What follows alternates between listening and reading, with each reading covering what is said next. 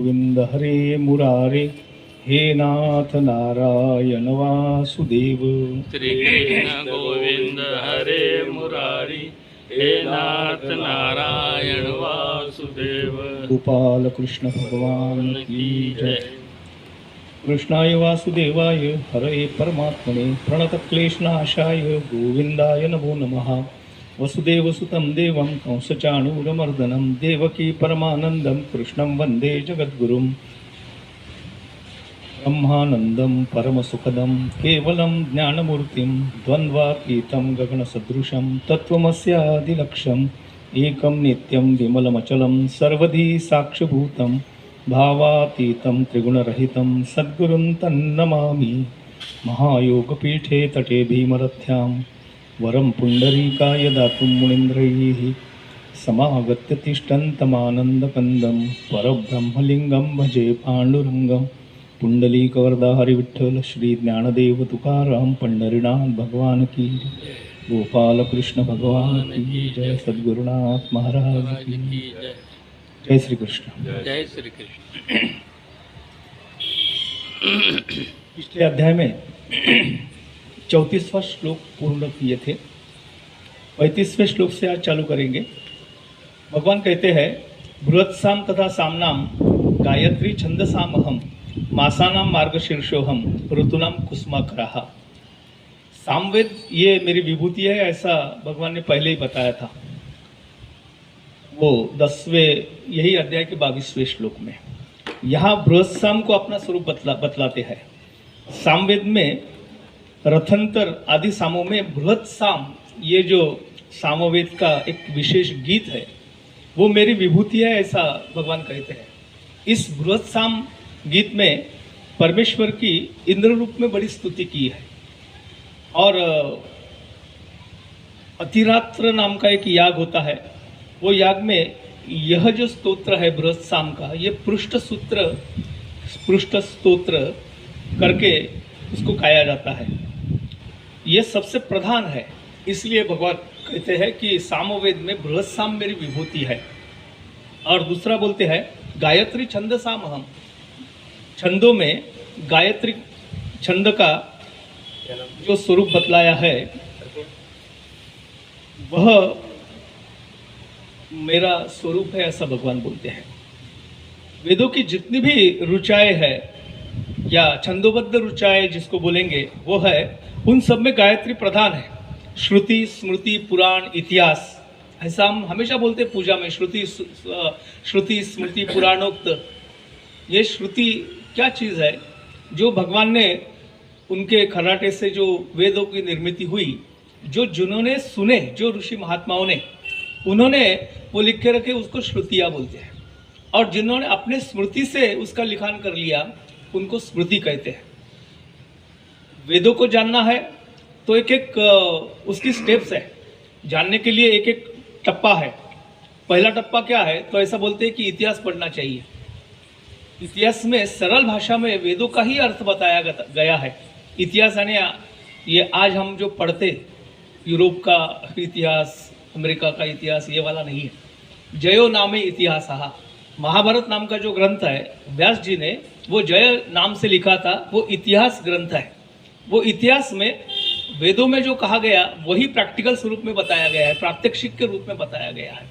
इतिहास के बाद में फिर आता है पुराण। वेदों का सरल अर्थ बताने के लिए अलग अलग दृष्टांत देके, अलग अलग कथानकों का समावेश करके व्यास जी ने 18 पुराणों में वेदों का ही अर्थ दृष्टांत स्वरूप बताया है। पुराणों के बाद में स्मृतियाँ आती है। स्मृति ये भी वेदों की श्रुतियाँ ही है, वेदों में आए हुए रुचाई है, थोड़ी सरल भाषा में है। उसके बाद में श्रुतियाँ आती है, फिर उपनिषद आता है और उसके बाद में वेद आता है। वेद जानना बड़ा कठिन है, इसलिए ये एक एक ऊपर जाके हम वेदों को जान लेते हैं। यहाँ कहते हैं कि जो छंदोबद्ध रचनाएं हैं उसमें गायत्री छंद जो है वो सबसे श्रेष्ठ है, प्रधान है। इसलिए सभी शास्त्रों में, इतिहास पुराणों में या श्रुति स्मृतियों में गायत्री की बहुत प्रधानता है। गायत्री की महिमा जगह जगह वर्णन की है। नास्ति गंगा समम तीर्थ, ऐसा बोलते हैं कि गंगा समान कोई तीर्थ नहीं है, न देव केशवात पर रहा। केशव यानी भगवान परमेश्वर, जिससे हम परम पिता कहते हैं, उसके सिवा कोई दैवत नहीं है। गायत्र्यास्तु परम जाप्यम न भूतम न भविष्यति, ये बृहत योगी याज्ञवल्क्य इन्होंने कहा है। कहते हैं कि गायत्री से बढ़कर जपने योग्य कोई दूसरा मंत्र नहीं है, अभी तक न हुआ है न होगा, इसलिए गायत्री का पाठ करना चाहिए। गायत्र्यास्तु परम नास्ति शोधनम पापकर्मणाम महाव्यावृत्ति संयुक्ताम प्रणवेन न संजपेत। संवर्त नाम की एक स्मृति है, उसमें यह कहा गया है कि गायत्री से बढ़कर हमारे पाप कर्मों का शोधक यानी प्रायश्चित्त लेने वाला दूसरा कुछ भी नहीं है जगत में। प्रणव यानी ओंकार, ओंकार सहित 3 महाव्यावृत्ति, इनसे ये गायत्री मंत्र जो है वो युक्त है, इसलिए उसका जाप हमेशा करना चाहिए। अब आगे की विभूति बताते हैं कि महीने जो होते हैं, हम काल गणना जो करते हैं संवत्सर के हिसाब से करते हैं, यानी हमारे परंपरा के अनुसार जो संवत्सर है, संवत्सर में क्या आते हैं, 12 मास आते हैं। मास यानी महीना, वो महीनों में मैं मार्गशीर्ष हूँ, ऐसा भगवान ने कहा है। हमारे हिंदू परंपरा के अनुसार हम अब मराठी कैलेंडर बोलते हैं, उसकी शुरुआत कौन से महीने से होती है, चैत्र से होती है, ऐसा बोलते हैं। लेकिन महाभारत काल में चैत्र महीने से हमारे संवत्सर की प्रारंभ नहीं होती थी, मार्गशीर्ष से होती थी। और अनुशासन पर्व जो महाभारत का है उसमें लिखा है कि मार्गशीर्ष महीने से फिर ये संवत्सर की या महीनों की शुरुआत होती थी। आपको मालूम होगा कि महाभारत जो युद्ध प्रारंभ हुआ वो कौन से महीने में प्रारंभ हुआ, मार्गशीर्ष में प्रारंभ हुआ, मार्गशीर्ष शुद्ध एकादशी, इसलिए हम गीता जयंती बोलते हैं। और अभी भी गीता जयंती के दिन पूरे गीता का पाठ करने की प्रथा बहुत सारे संप्रदायों में, बहुत सारे गांवों में प्रतिष्ठित है, पूरा गीता पाठ करने का। उस दिन भगवान ने गीता अर्जुन को बताई, तत्वज्ञान बताया। ये मार्गशीर्ष मास जो है वो सब मासों में प्रथम है, तथा इस मास में किए हुए व्रत और उपवास शास्त्रों में इन उपवासों का महान फल बताया है। सब कामना पूर्ति करने वाला एक पुंसवन नाम का व्रत होता है। महाभारत कथा जिन्होंने सुनी या भागवत सुनी, उसमें वो पुंसवन नाम का व्रत जो है उसकी कथा बड़ी विस्तार से आती है। वो वहाँ उस काल में जो महान पतिव्रताएं हो गई, उन्होंने वो पुंसवन व्रत किया था। वो व्रत भी इसी महीने में आता है। और दूसरी बात एक है कि हमारा एक संपूर्ण वर्ष का जो कैलेंडर होता है वो हमारे निसर्ग से जुड़ा हुआ है। ऐसा जो फसल आती है, 2 प्रकार की फसल हमारे यहाँ होती है, एक तो खरीफ बोलते हैं, दूसरा रब्बी बोलते हैं। ये खरीफ जो निसर्ग से आने वाले बारिश के भरोसे रहती है, तो वो फसल जो आती है घर में वो सामान्यतः दिवाली के समय मार्गशीर्ष महीने में आती है। तो नए अन्न की इष्टि बोले तो यज्ञ, वो यज्ञ भी इसी महीने में करने का विधान बताया गया है।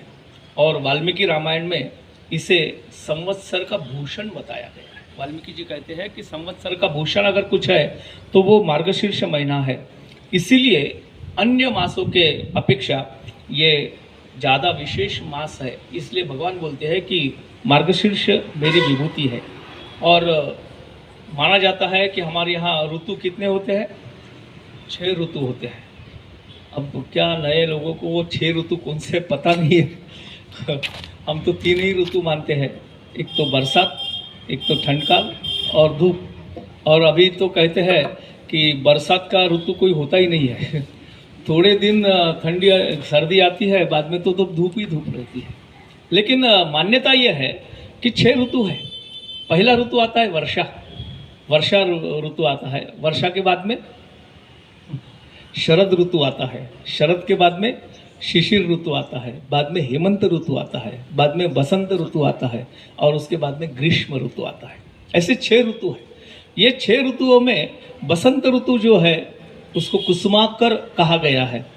वो बसंत ऋतु सबसे श्रेष्ठ है, सबसे प्रधान है, सबसे मंगलदायक है, सबसे उत्साहित करने वाला है, आनंद देने वाला है।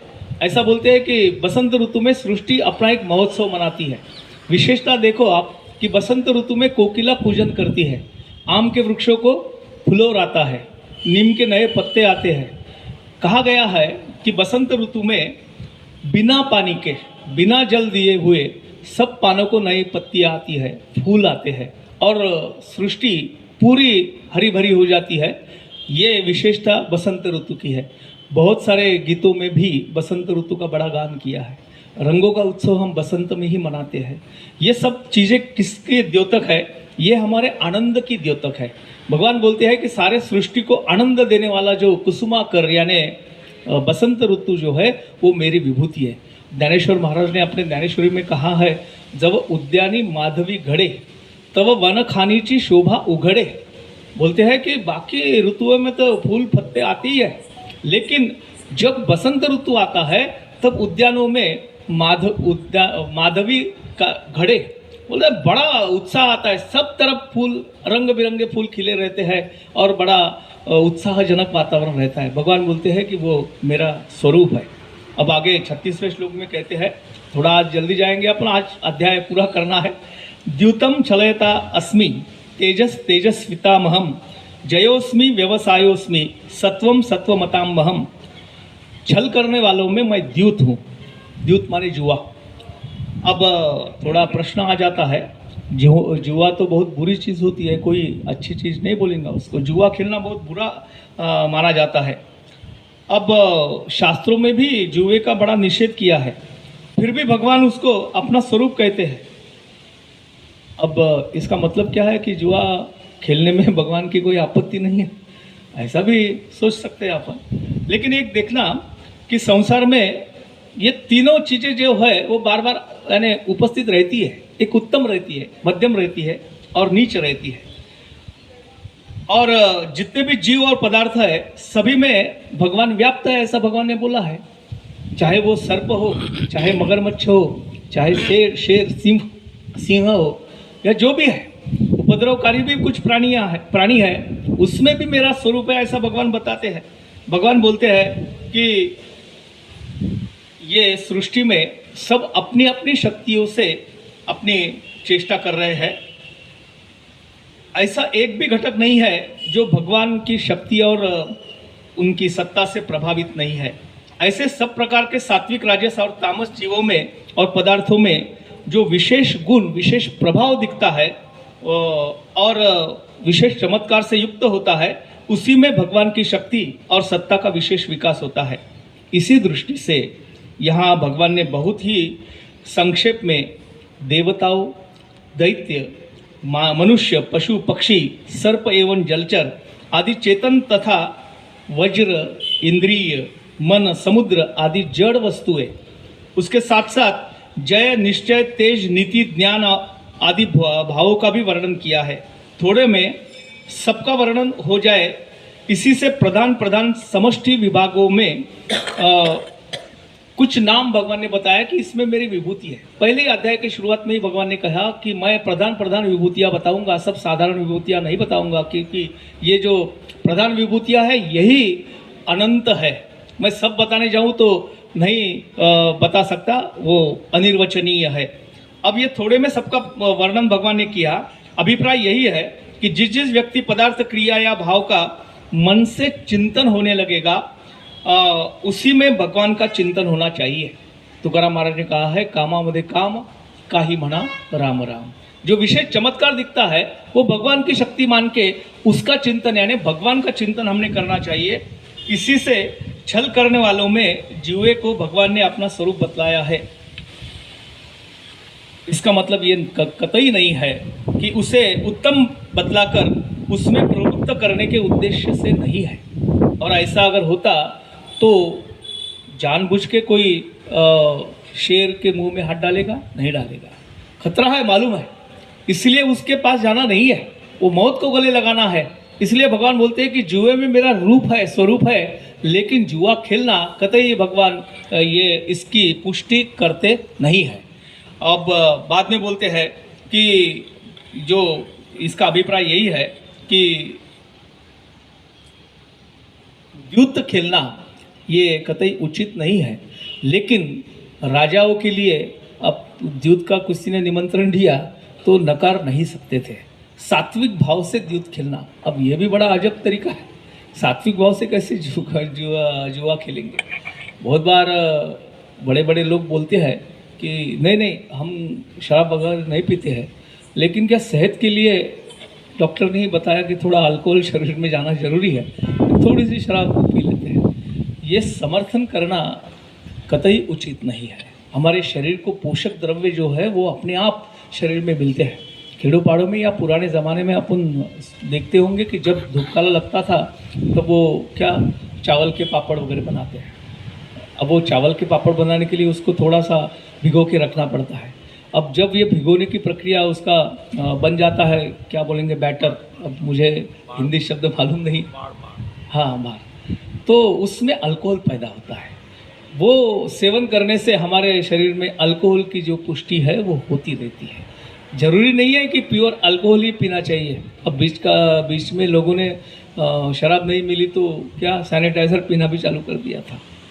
तात्पर्य ये है कि अच्छी चीज़ें जो है सात्विक भाव में जाने वाली जो है वो हमने सेवन करना चाहिए। भगवान का कहना यही है। कुछ बुरी चीज़ों में, अब भगवान ने तो वराह जी का अवतार भी लिया। वराह अवतार, ये वराह हम जो देखते हैं ग्राम सिंह जिसको बोलते हैं, वो गंदगी में ही रहता है, बरोबर है कि नहीं? एक हमारे लेखक ने बड़ा कहा है कि सौंदर्य जो है देखने वालों की दृष्टि पर होता है। वराह, इसको नाली में ही, गटारों में ही सौंदर्य दिखता है। क्या हमने गटारों में सौंदर्य दिखना चाहिए? नहीं, सौंदर्य दृष्टि हमारी अपने पास होती है। तात्पर्य है कि जो छल करने वाले हैं उसमें द्यूतमय हो, और इसका जीता जागता उदाहरण छल का वो पांडवों ने धृतराष्ट्र दुर्योधन से युधिष्ठिर ने द्यूत खेला, उनका सर्वनाश हो गया था, ये हमने सुना है। बाद में बोलते हैं प्रभाव, विजय, जयोस्मी व्यवसायोस्मी, बोलते हैं प्रभाव, विजय, निश्चय और सात्विक भाव, ये जो 4 गुण है ये भगवान प्राप्ति में सहायक होते हैं। 4 महत्व के गुण हैं। एक तो है प्रभाव, दूसरा विजय, निश्चय और सात्विक भाव। इन चारों को अपना स्वरूप भगवान ने बताया है, और इससे यही भाव दिखलाया है कि तेजस्वी प्राणियों में जो तेज या प्रभाव होता है वह वास्तव में मेरा ही है। जो तेजस्वी पुरुष होते हैं उनका जो तेज है वो तेज मैं हूँ, भगवान बोलते हैं। लेकिन ऐसा तेजस्वी पुरुष उस तेज को अपनी शक्ति समझकर अभिमान अगर धारण करता है तो वह बड़ी भूल करता है। इसी प्रकार विजय प्राप्त करने वालों में विजय मैं हूँ, निश्चय करने वालों में निश्चय मैं हूँ, और सात्विक पुरुषों का सात्विक भाव जो है वो मैं हूँ। ये सभी गुण मेरे हैं। इनके कारण ये चारों गुण या चारों में से एक भी गुण किसी के पास होगा तो उसका अभिमान करना भी बड़ी भारी मूर्खता है, ऐसा भगवान कहते हैं। एक कथा आती है इसके बारे में कि एक बार देवों और दानवों में बड़ा युद्ध हो गया, और युद्ध में देवों की जय हो गई। अब वो बड़े उन्मत्त हो गए कि हमने विजय पा लिया, असुर पे विजय पा लिया, असुर पे विजय पा लिया, हमारा कर्तृत्व है। वास्तविकता भगवान उनके पीछे रहते हैं। हर बार भगवान ने उनकी मदद की है। हमने बहुत कथा सुने हैं कि जब जब ये देवों दानवों का युद्ध होता था तब सब लोग इंद्र समेत वो किसके पास जाते थे? दौड़ के शिव जी के पास, फिर विष्णु जी के पास, और वो उनकी सहायता करते थे। अब इसमें भगवान ने गुप्त रूप से उनकी शक्ति देवों के साथ में लगाई थी। देवों का विजय हो गया, लेकिन बड़े अहंकारी हो गए। अब देवताओं का एक गुण भी बताया है कि देवता बड़े अहंकारी होते हैं।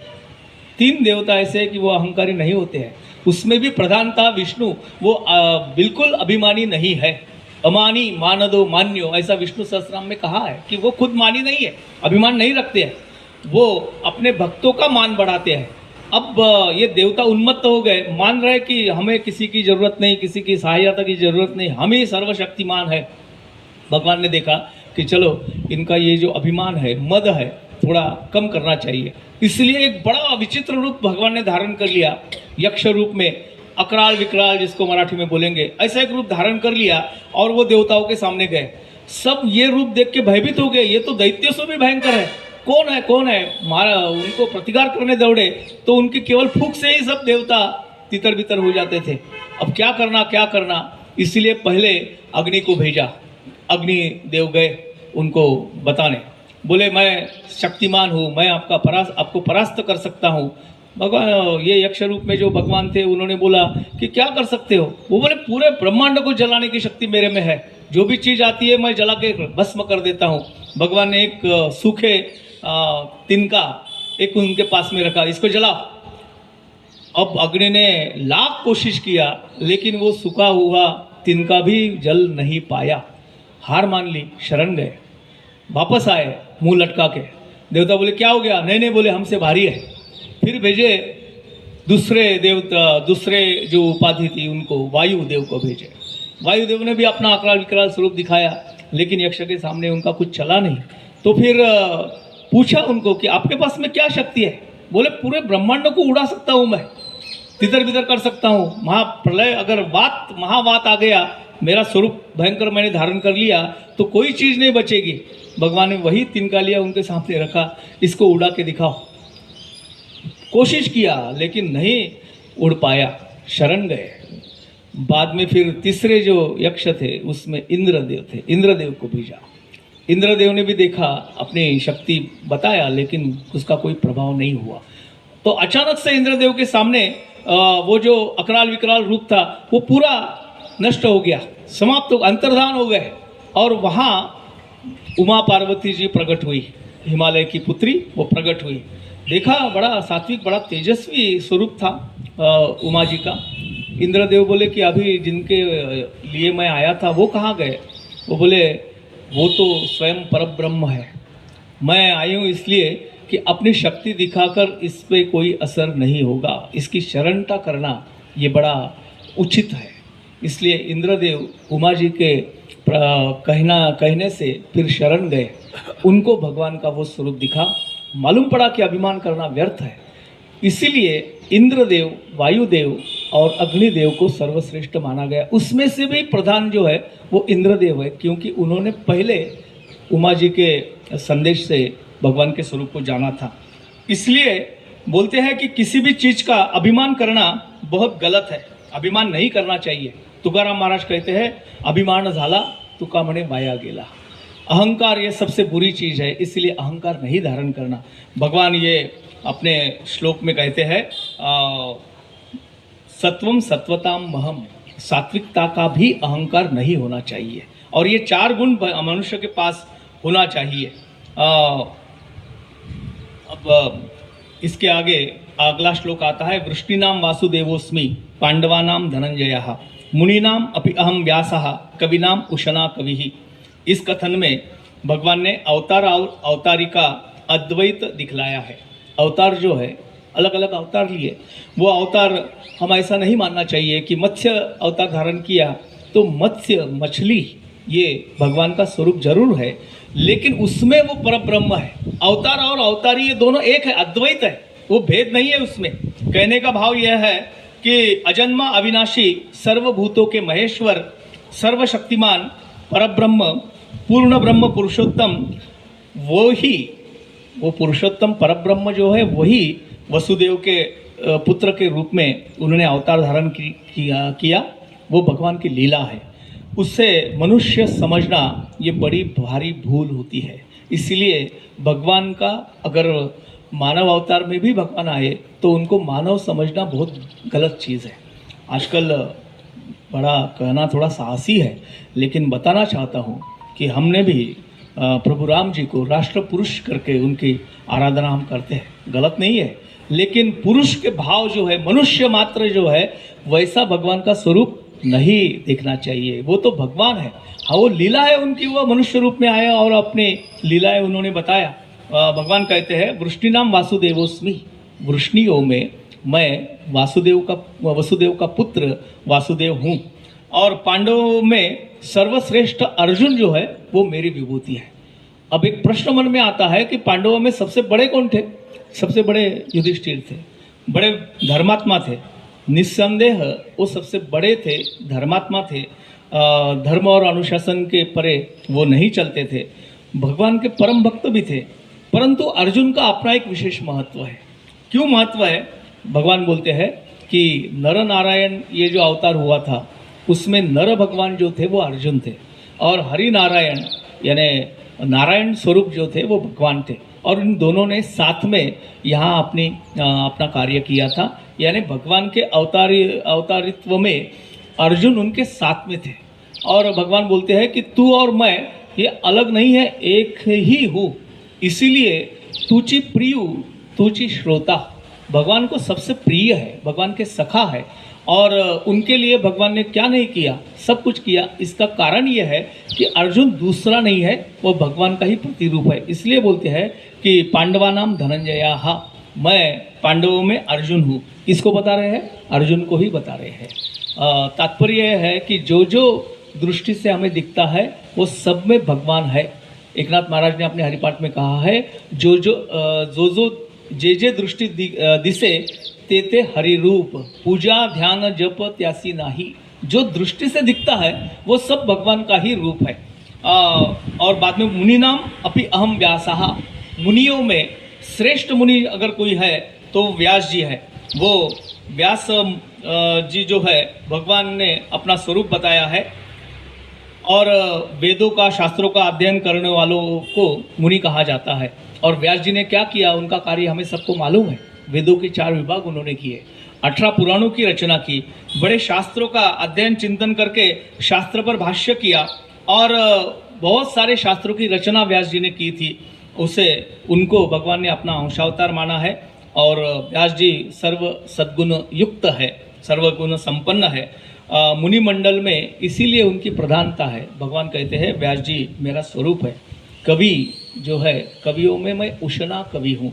उषना ये नाम शुक्राचार्य जी का है। शुक्राचार्य कौन थे? दैत्यों के गुरु थे, महर्षि भृगु के पुत्र थे। उनके 7 पुत्र थे भृगु ऋषि के, उनमें से एक शुक्र थे, शुक्राचार्य जिसे हम कहते हैं। और ये सबसे प्रधान थे। इन्होंने भगवान शंकर की आराधना करके संजीवनी विद्या को प्राप्त कर लिया था, और योगाचार्य पदवी भी उन्हें प्राप्त हुई थी। और जरा मरण सहित वज्र के समान शरीर उन्होंने, दृढ़ शरीर उन्होंने प्राप्त कर लिया था। और दैत्यों के पुरोहित थे। कवि और उषना इन्हीं के नामांतर है। एक नाम उनका उषना कवि है, एक नाम शुक्राचार्य भी है। और एक कथा आती है कि पितरों की मानसी कन्या जो गो है, इनसे इनका विवाह हुआ था। और उनके पुत्र थे षंड और अमर्क, ये नाम के 2 पुत्र थे। नरसिंह अवतार में प्रहलाद को शिक्षा देने के लिए 2 आचार्यों की नियुक्ति हिरण्यकश्यपु ने की थी। उनका नाम था षंड और अमर्क। ये षंड और अमर्क इनके पुत्र थे। और वो प्रहलाद को शिक्षा क्या देते थे? दैत्यों की शिक्षा देते थे। इसीलिए उनका भी बड़ा भारी अपमान भगवान ने उस टाइम में किया था, वो भाग गए थे। ये शुक्राचार्य जी जो थे अनेक गुह्य मंत्रों के ज्ञाता थे, और दुर्लभ ऐसे मंत्रों की विद्या उनके पास थी। विद्याओं में महान पारदर्शी और बुद्धिमान परम नीति निपुण थे। इनकी शुक्र नीति अत्यंत प्रसिद्ध है। शास्त्रों में शुक्र नीति एक नाम की चीज़ होती है। एक बड़ा सुंदर प्रसंग आता है वामन अवतार में।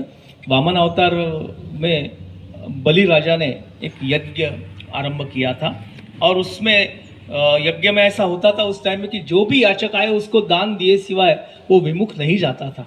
भगवान खुद वामन अवतार लेके आए थे दान मांगने। तो क्या बलि राजा ने अपनी झारी ले लिया संकल्प लेने के लिए। अब शुक्राचार्य उनको बता रहे थे कि देना नहीं।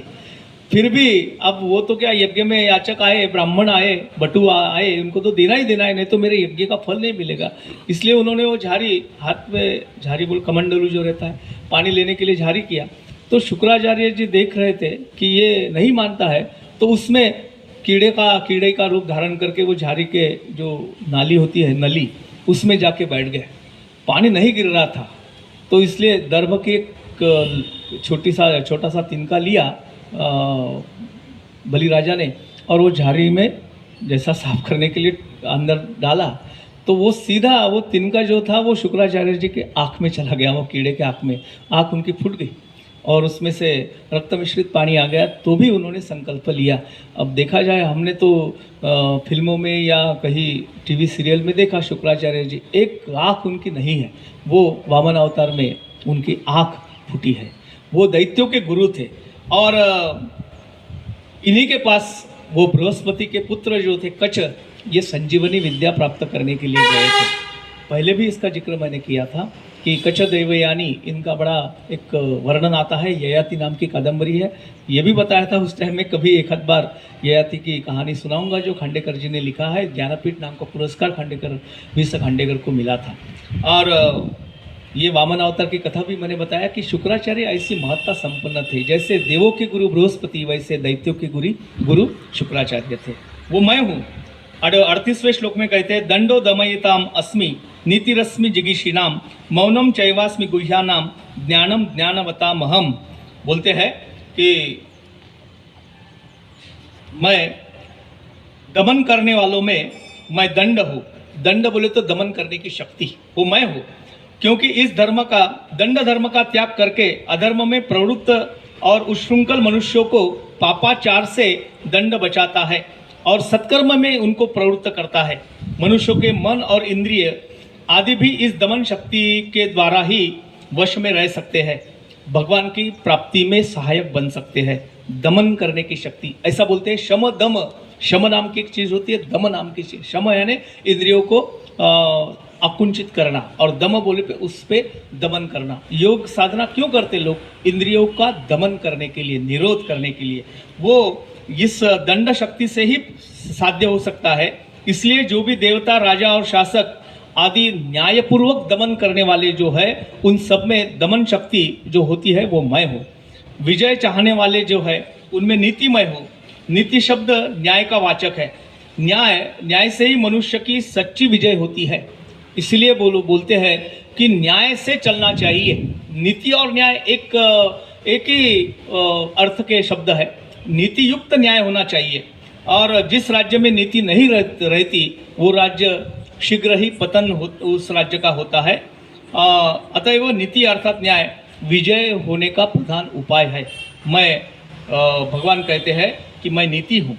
जितने भी गुप्त रखने योग्य भाव है वो मौन रखने से ही साध्य हो सकते हैं। मौन यानी न बोलने का वचन, न बोलना नहीं है, और बोलना बंद किए बिना किसी भी भाव का गुप्त रखना असंभव माना जाता है।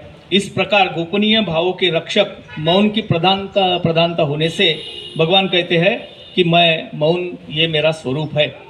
ज्ञानवताम, ऐसा भगवान ने खुद को कहा है। ये परब्रह्म परमात्मा के स्वरूप का साक्षात कर लेने वाला यथार्थ ज्ञानियों का वाचक है। परब्रह्म परमात्मा का ज्ञान पूरी तरह से कर लेने का एक जो ज्ञानवता यानी ज्ञान की महत्ता होती है वो मैं हूँ। उनका ज्ञान ही सर्वोत्तम ज्ञान है। सृष्टि में जितना भी ज्ञान है उसमें सबसे श्रेष्ठ ज्ञान अगर कोई होगा तो भगवान का स्वरूप जानना यह है। इसलिए भगवान ने उनको अपना अवतार बताया है। 13वें अध्याय में जो 17वां श्लोक आता है उसमें भगवान ने अपना ज्ञान स्वरूप अधिक विस्तार से बताया है। जब 13वां अध्याय आएगा तब इसका विवेचन करेंगे। 39वें श्लोक में कहते हैं, यच्चापि सर्वभूतानां बीजम तदम अर्जुन न तदस्ति विना यत् स्यात् मया भूतम चराचरम। समस्त चराचर प्राणियों में बीज मैं हूँ, उनके सबका आदि मैं हूँ। जितने भी प्राणी मात्र है उन सबका आदि स्थान जो हो मैं हूँ। और भगवान ही चराचर भूत प्राणियों के आधार है, उन्हीं से सबकी उत्पत्ति होती है। भगवान के बिना किसी की उत्पत्ति नहीं हो सकती, वो महाकारण है निर्मिति के। इसलिए 7वें अध्याय के 10वें श्लोक में भगवान ने खुद को सब भूतों का सनातन बीज, और 90वें अध्याय के 18वें श्लोक में अविनाशी बीज खुद को कहलाया है। वो विवेचन आगे पहले हो गया, उसमें उसका आया था वर्णन। भगवान कहते हैं, ऐसा कोई भी चर या आचर प्राणी नहीं है जो मुझसे रहित हो। इस कथन से भगवान ने अपनी सर्वव्यापकता और सर्वरूपता दिखलाई है। ऐसा एक भी पदार्थ नहीं है पृथ्वी पर या सृष्टि में कि जो मेरे बिना अस्तित्व में है। चर और अचर जितने भी प्राणी है उन सब में मैं व्याप्त हूँ। केवल चर में नहीं, चर यानी सजीव, निर्जीवों में भी मैं हूँ। इसलिए जो अपन विभूति देखे थे उसमें बोले थे भगवान ने कि नदियों में मैं गंगा हूँ, पर्वतों में मैं हिमालय हूँ, वगैरह वगैरह बताया था। यो नदी या पर्वत हम उनको क्या मानते हैं? स्थावर मानते हैं, स्थावर मानते हैं, जड़ मानते हैं। उसी में भी मेरी विभूति है। भगवान कहते हैं कोई भी प्राणी मुझसे रहित नहीं होता, अतएव समस्त प्राणियों में मेरा स्वरूप समझकर मुझे अपने उनमें व्याप्त समझकर जहाँ भी तुम्हारा मन जाए वही तुम मेरा चिंतन करते रहो। इसीलिए हमारे देवता स्वरूप जो है वो सब निसर्ग है, इसलिए निसर्ग की पूजा हम करते हैं। 19वें श्लोक में भगवान ने अपनी दिव्य विभूतियों को अनंत बतलाकर प्रधानता से उनका वर्णन करने की प्रतिज्ञा की थी। थोड़ा संक्षेप में बताता हूँ कि एक 19वां श्लोक यहाँ आया था 10वें अध्याय में। वहाँ भगवान ने अर्जुन को वचन दिया था, बोले थे कि मेरी जो अनंत विभूतियाँ है उसमें प्रधान जो है वो मैं आपको बताता हूँ। उसके अनुसार 20वें से 39वें श्लोक तक भगवान ने अपनी विभूतियाँ बताया, ये श्लोक तक। और अब पुनः अपनी दिव्य विभूतियों की अनंतता दिखाते हुए फिर उपसंहार करते हैं। अब समापन की ओर आ गए भगवान। अब 40वें श्लोक में बोलते हैं, न अंत अस्ति मम दिव्यानाम विभूतिनाम परंतप एष तु उद्देश्यत प्रोक्त विभूते विस्तरयः मया। भगवान कहते हैं कि मेरी साधारण विभूतियों की बात ही क्या करना, वो इतने अनंत है कि वो मैं बताने जाऊँ तो बता नहीं सकता, मेरी वाणी नहीं पूरेगी, इतनी मेरी अनंत विभूतियाँ है।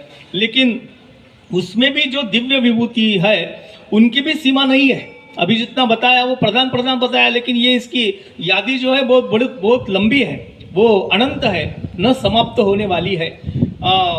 जैसे जल और पृथ्वी के परमाणु की गणना नहीं होती, पृथ्वी पर जल में कितने परमाणु है इसकी गिनती नहीं होती, पृथ्वी पर कितने परमाणु है उसकी गिनती नहीं की जाती, उसी प्रकार मेरी विभूतियों की भी गणना कभी नहीं हो सकती। कितने रूप बताओ, नहीं बता सकता। वे इतनी है कि कोई उनको न जान सकता है न उनका वर्णन कर सकता है। ब्रह्मांड में मेरी अनंत विभूति है, उनको कोई भी पार नहीं पा सकता। इसीलिए बोलते हैं कि ये शास्त्रों को, वेदों को, उपनिषदों को अगम्य है। ज्ञानेश्वर महाराज एक अभंग में कहते हैं, तुझ सगुण म्हणू की निर्गुण रे, सगुण निर्गुण एक गोविंद रे। वो जानना बड़ा कठिन है, इसलिए हम बोलते हैं कि हम भगवान आपकी शरणागता करते हैं, आप ही मुझे पूरा ज्ञान दो। और वो आत्मज्ञान जब होता है तब बताने के लिए वो बचता नहीं है, बताता नहीं है। जिसने भी पाया वो अपने में ही रखता है, क्योंकि बताना उसके बस की बात होती नहीं है। मैंने अपनी दिव्य विभूतियों का जो कुछ भी विस्तार तुम्हें बतलाया है परंतप अर्जुन, वह उन दिव्य विभूतियों के एकदेश यानी केवल अंश मात्र का ही वर्णन है, पूरी तरह से वर्णन नहीं किया है। और पूरा वर्णन तो अत्यंत कठिन है, पूरा वर्णन नहीं कर पाता। अतएव मैं इस वर्णन का यही उपसंहार करता हूँ, मैं यही अब समाप्त करता हूँ, क्योंकि इसका विशेष वर्णन करना ये संभव नहीं है। 18वें श्लोक में अर्जुन ने भगवान से अपनी विभूति और योग शक्ति का वर्णन करने की प्रार्थना की थी। 10वें अध्याय में बता, अर्जुन ने पूछा था, बोला था कि आप अपनी विभूतियाँ बताइए और मैं किस स्वरूप में आपकी आराधना करूँ वो भी बताइए। वो अर्जुन को वचन दिया और उसके अनुसार भगवान ने अपनी दिव्य विभूति का वर्णन अब यहाँ समाप्त किया है। अब संक्षेप में भगवान अपनी योग शक्ति का वर्णन करते हैं और 41वें श्लोक में ये योग शक्ति जो भगवान की है उसका वर्णन आता है।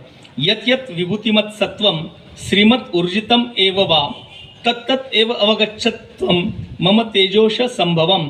यत यत तथा विभूतिमत ऐसे शब्द यहाँ उपयोग करते हैं।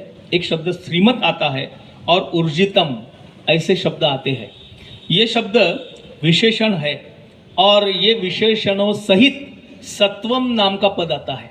बताया यत यत विभूतिमत सत्वम, ये सत्वम शब्द जो आता है, ये पद आता है, इसका तात्पर्य है कि जो भी प्राणी या कोई जड़ वस्तु ऐश्वर्य संपन्न, शोभा और कांति आदि गुणों से संपन्न एवं बल, तेज, पराक्रम या अन्य किसी प्रकार की शक्ति से युक्त है, ऐश्वर्य युक्त है या कांतिमान है, शोभायमान है, बल युक्त है, ऐसी जो विशेष शक्ति किसी में हमें दिखती है, उन सबका वाचक ये सत्वम नाम का पद है।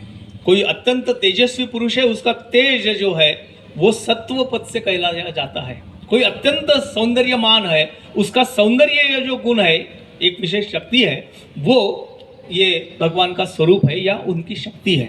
ऐसा बोलते हैं कि सौंदर्य जो होता है, सब हम सुंदर ही है। एक तत्वज्ञ ने कहा है, ज्ञानेश्वर महाराज भी कहते हैं कि सभी हम सौंदर्यवान हैं। सौंदर्यवान किसको कहते हैं कि हमारे जो इंद्रिय है वो अपने अपने जगहों पे, क्या उचित जगहों पे होना, नाक की जगह नाक, कान की जगह कान, आँख की जगह आँख, ये सौंदर्य का लक्षण है। लेकिन हम सबको सौंदर्यवान नहीं कहते। एखादे को बोलते हैं बड़ा बहुत ही तेजस्वी है, बहुत ही सुंदर है, ये तया तुनी उदासुनी येई तया नाम सौंदर्य। इंद्रियांचे बरवेपण तया नाव सौंदर्य और तया तुनी उदासुनी येई तया नाव लावण्य, इसको बोलते हैं।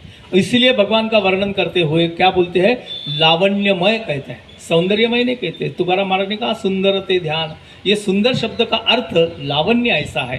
तात्पर्य क्या है कि ये जो विशेष शक्ति किसमें दिखती है, वो विशेष शक्ति जो है ये मेरी विभूति है, मेरी शक्ति है।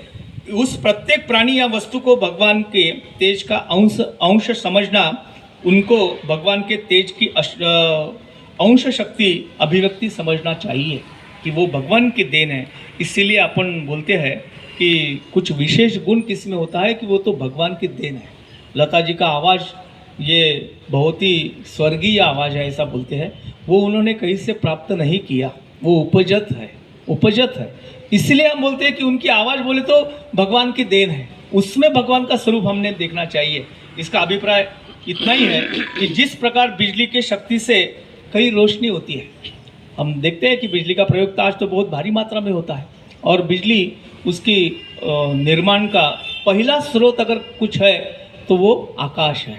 बाद में हमने उसके स्वरूप निकाले हैं, लेकिन वो बिजली की मदद से कहीं रोशनी होती है, कहीं क्या होता है जल निकलता है, वाटर पंप लगा के हम नीचे का पानी ऊपर लाते हैं। कहीं रेडियो में दूर दूर के गाने हम बिजली की प्रभाव से ही सुनते हैं। नहीं क्या रेडियो के लिए बिजली का कनेक्शन होना जरूरी है। और तात्पर्य है कि बिजली का अन्य अन्य जो स्थान है या उपयोग है, और बहुत सारे कार्य हो रहे हैं, परंतु यह निश्चय है कि जहाँ जहाँ ये कार्य होते हैं वहाँ वहाँ बिजली की उपस्थिति अवश्य में वह है, उसके बिना कार्य होता नहीं है। वस्तुतः यह बिजली के अंश की अभिव्यक्ति है। पूरी बिजली है क्या, उसका केवल अंश मात्र हमने उपयोग किया है, सभी शक्ति का उपयोग नहीं करते हैं। उसी प्रकार जिस प्राणी या वस्तु में जो भी किसी तरह की विशेषता दिखाई पड़ती है, भगवान कहते हैं उसमें भगवान के ही तेज की अंश होती है, और उसकी अभिव्यक्ति, भगवान के तेज की अभिव्यक्ति ही उसके विशेष गुण ने हमें समझना चाहिए। इस प्रकार मुख्य मुख्य वस्तुओं में अपनी योग शक्ति रूपी तेज की अंश की अभिव्यक्ति, उसका वर्णन भगवान ने किया। अब आखिरी श्लोक में भगवान यह बतला रहे हैं कि समस्त जगत में मेरी योग शक्ति के एक अंश से ही मैंने ये पूरे जगत को, पूरे विश्व को मैंने धारण किया हुआ है। मैं दिखता नहीं हूँ, लेकिन पूरी धारण शक्ति जो है वो मुझ में है। अथवा बहु नैतेन किम ज्ञानेन तवार्जुन विष्टभ्य अहम इदम कृष्णम एकांशेन स्थित जगत। 20वें श्लोक से 39वें श्लोक तक अपनी प्रधान विभूतियों का वर्णन करके 41वें श्लोक में अभी जो श्लोक हमने पढ़ा, उसमें भगवान ने अपनी तेज की अभिव्यक्ति के स्थानों को बतलाकर जो बात समझाई है, उसमें भी भिन्न, उससे भी भिन्न अपने विशेष प्रभाव की बात अब भगवान बताते हैं। यही भाव दिखलाने के हेतु भगवान ने अथवा शब्द प्रयोग किया है। बड़ा संस्कृत का जो रचनाएं है वो बड़ी क्या न्यायपूर्ण और विशेष पद्धति युक्त होती है। ये अथवा नाम का जो शब्द है, एक दृष्टि से वो नकारात्मक अव्यय है, ये या वो, उसके लिए अथवा वापरते हैं। यहाँ भगवान ने शुरुआती श्लोक की अथवा शब्द से की है। अथवा बहु नैतेन किम ज्ञानेन तवार्जुन। भगवान कहते हैं तुम्हारे पूछने पर मैंने प्रधान विभूतियां बताई 39वें श्लोक तक। और यहाँ पे भगवान बोलते हैं कि इतना ही जानना उचित नहीं है। इतना ही जानना यानी विभूति जान लिया, प्रधान विभूति जान लिया, इतने में ही भगवान बोलते हैं कि यथेष्ट नहीं है। सार बात यह है, अब जो मैं तुम्हें बतला रहा हूं वो क्या है, इसको तुम अच्छी प्रकार से समझ लो, मेरी अभिव्यक्ति समझ लो, मेरा स्वरूप समझ लो। ये समझ आपने लिया तो भगवान कहते हैं कि अगर मेरा ये अंश मात्र तू जान गया तो धीरे धीरे या खुद ही अपने आप ही मेरे स्वरूप को तू जान पाएगा या तुझे समझ जाएगा। उसके बाद तुम्हारे लिए कुछ भी जानना शेष नहीं रहेगा। एक बार भगवान का अंश हमने जान लिया पृथ्वी में या सब जड़ और अजड़ पदार्थों में, तो उसके बाद में कोई जानना शेष नहीं रहता। इसीलिए हम बोलते हैं कि ऋषि मुनि जो थे वो सर्वज्ञानी थे, उनको सब ज्ञान होता था। अब वो ज्ञान क्यों होता था? उन्होंने एक तत्व जो परमात्मा था उनको जान लिया था, इसलिए उनको जानने का दूसरा कोई बाकी शेष नहीं रहा था। भगवान अर्जुन को यही कहते हैं कि मेरी ये विभूतियाँ, मेरी ये अभिव्यक्ति, ये तू अंशमात्र जो है वो जान ले और धीरे धीरे तुझे ही सब मेरा स्वरूप समझ में आएगा।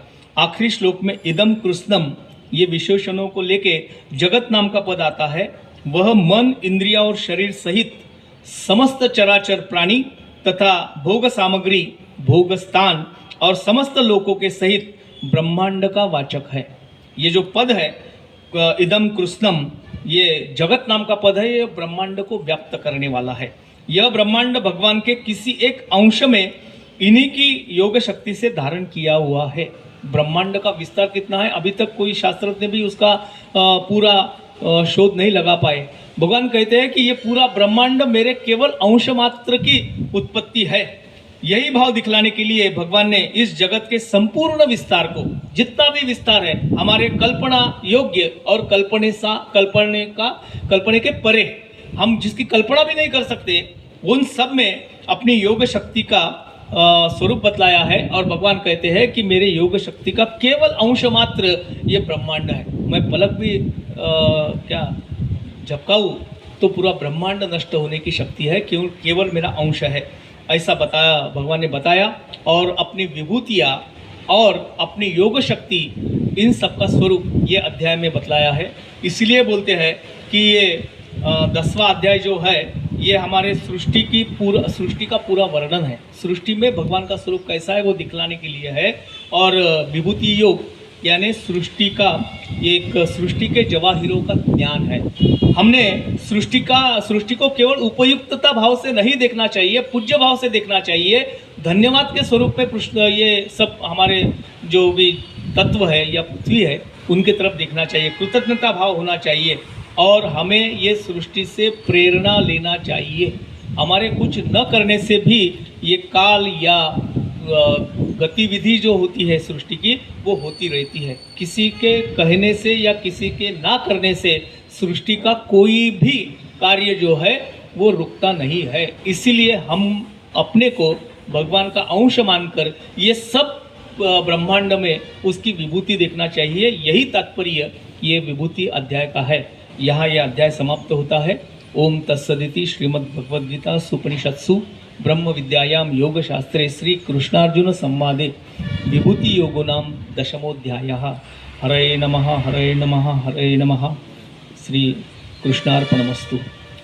नाम संकीर्तनम यस्य सर्व पाप प्रणाशनम प्रणामो दुःख शमनस तन्नमामि हरिं परम। नाम संकीर्तनम यस्य सर्व पाप प्रणाशनम प्रणामो दुःख शमनस तन्नमामि हरिं परम। नाम संकीर्तनम यस्य सर्व पाप प्रणाशनम प्रणामो दुःख शमनस तन्नमामि हरिं परम। गोपाल कृष्ण भगवान की जय श्री कृष्ण। जय श्री कृष्ण। थोड़ा घाई से आज किया, इसका कारण यह था कि अगले सोमवार से मैं नहीं हूँ 8 दिन। गणपति महालक्ष्मी के लिए जाना है। डॉक्टर साहब बताएंगे, वो ज़रूर मेरे से भी अच्छा बताता हूँ कि उसकी क्या बात करना। तुकाराम महाराज बोलते हैं कि जयाचे अहिक धड़ नाही तयाचे परत्र पुससी काही। बाद में मेरा क्या होगा ये पूछने की ज़रूरत क्या है। जयाचे अहिक, यही संसार में, यही जीवन में जिसका क्या बर्ताव ढंग का नहीं है, उसका परत्र पूछने की क्या ज़रूरत है। वो तो अभी भी दिखता है। इसलिए हम बोलते हैं कि जो करनी होती है उसी से अपनी भरनी होती है। इस हाथ से कर्म करते हैं, उसी हाथ में उसका फल भोगना पड़ता है। जानते नहीं है हम कि उसका ये फल है करके, लेकिन भोगना तो पड़ता ही है। तो चले हमारे हाथ से हमारे जीवन में सत्कर्म हो जाए, हमारे वाणी से अच्छे अच्छे बात निकले, और हमारे कोई भी काज ऐसे ना हो कि उससे दूसरों की कुछ पीड़ा हो या दूसरे का मन दुखे। गीता का संदेश यही है, सर्वे पि सुखिनः सन्तु सन्तु सर्वे निरामयाः सर्वे भद्राणि पश्यन्तु माँ कश्चित दुख भाग भवेत्। यही प्रार्थना हम गीता से करते हैं और आज का विराम लेते हैं। जय श्री कृष्ण। जय श्री कृष्ण।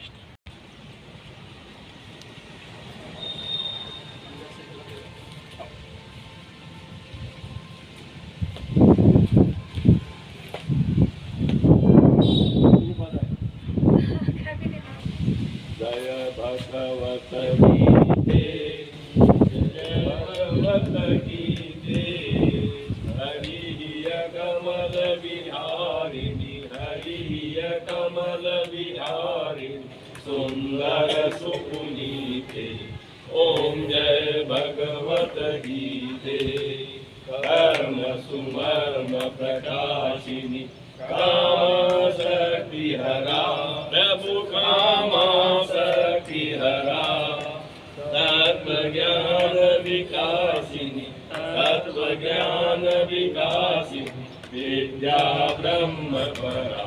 ओम जय भगवत गीते, निश्चल भक्ति विधायिनी, निर्मल बलहारी, प्रभु निर्मल बलहारी, शरण रहस्य प्रदायिनी, शरण रहस्य प्रदायिनी, सब विधि सुखदायिनी।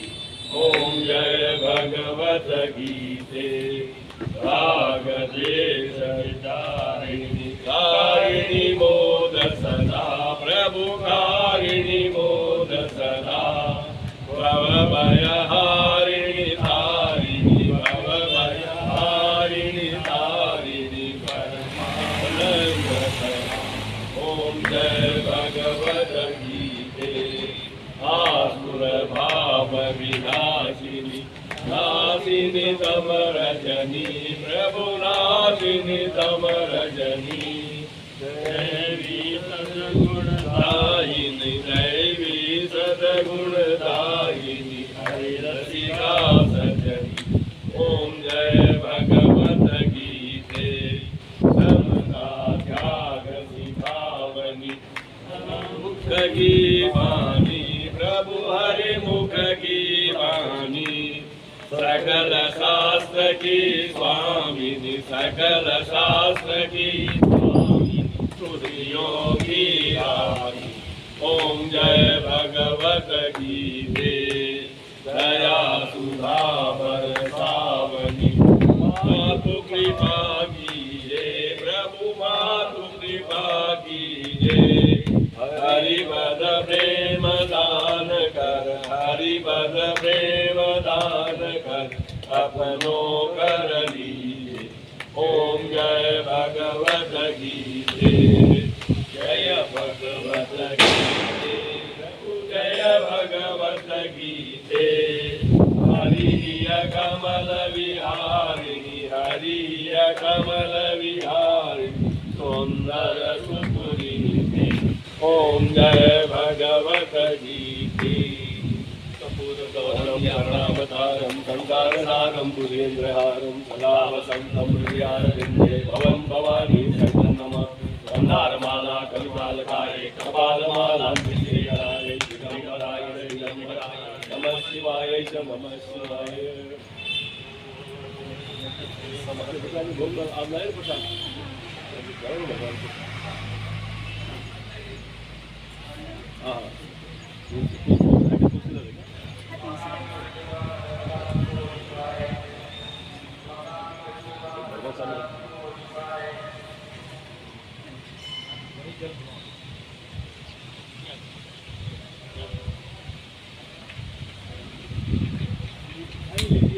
हाँ सही बात है।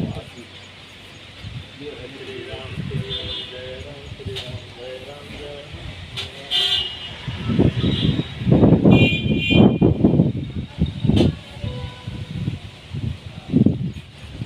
कृष्ण गोविंद हरे मुरारी, हे नाथ नारायण वासुदेव। वासुदेव श्री कृष्ण गोविंद हरे मुरारी हे नाथ नारायण वासुदेव श्री कृष्ण गोविंद हरे मुरारी हे नाथ नारायण वासुदेव श्री कृष्ण गोविंद हरे मुरारी हे नाथ नारायण वासुदेव श्री कृष्ण गोविंद हरे मुरारी हे नाथ नारायण वासुदेव श्री कृष्ण गोविंद हरे मुरारी हे नाथ नारायण वासुदेव श्री कृष्ण गोविंद हरे मुरारी हे नाथ नारायण वासुदेव श्री कृष्ण गोविंद हरे मुरारी हे नाथ नारायण वासुदेव श्री कृष्ण गोविंद हरे मुरारी हे नाथ नारायण वासुदेव श्री कृष्ण गोविंद हरे मुरारी हे नाथ नारायण वासुदेव श्री कृष्ण गोविंद हरे मुरारी हे नाथ नारायण वासुदेव श्री कृष्ण गोविंद हरे मुरारी हे नाथ नारायण।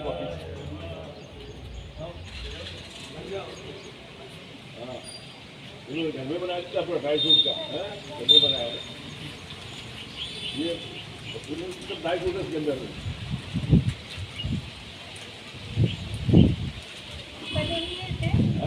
पहले से थे घर पे, एकदम से मन हुआ कि सुबह चलते हैं। अच्छा अच्छा अच्छा आया तो सुबह सुबह आप शाम का नहीं कम लगेगा कि आपका शाम में करते काम करता है। सुबह के बच्चों का रहता है, लेकिन आज सैटरडे था, बच्चे गए अच्छा नहीं। अच्छा अच्छा सुबह ही काम रहता है। हाँ, लेकिन क्या होता है थोड़ा। हाँ उसको सरकारी कार्य तो करना ही पड़ेगा।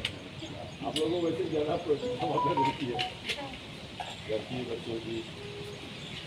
और ज़्यादा एक्टिव रहते हैं वो ज़्यादा बिजी रहते हैं।